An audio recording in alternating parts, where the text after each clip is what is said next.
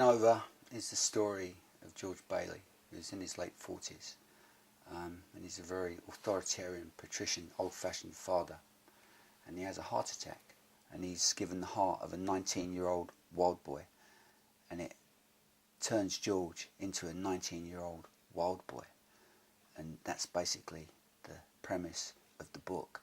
This man who's a tough old-fashioned dad suddenly starts acting like a teenager, as many men do when they're 48.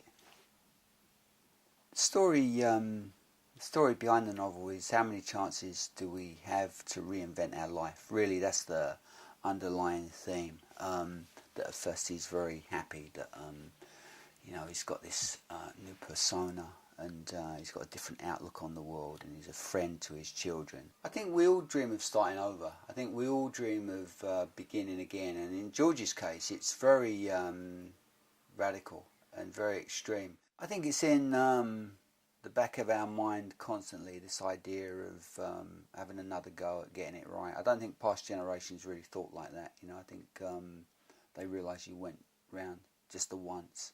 I think people have got a rosy-eyed view of what it was like when they were young. I think a lot of people have a tough time when they're young. When I think back myself, I think I had no money.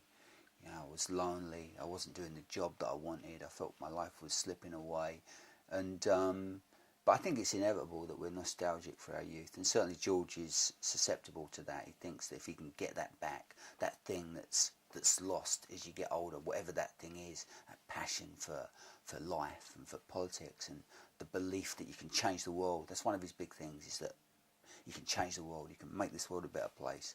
I'm going to write a sequel to Man and Boy next. I'm going to finish the trilogy that began with Man and Boy and continue with Man and Wife, and we'll end with Men from Boys. And Harry is 40 now, and everybody's got 10 years of hard road behind them. His son is no longer this 4-year-old little blonde moppet. He's a difficult, alienated, he's like a kid in a Morrissey song. He's 14 now, and it's tough. His ex-wife's having problems.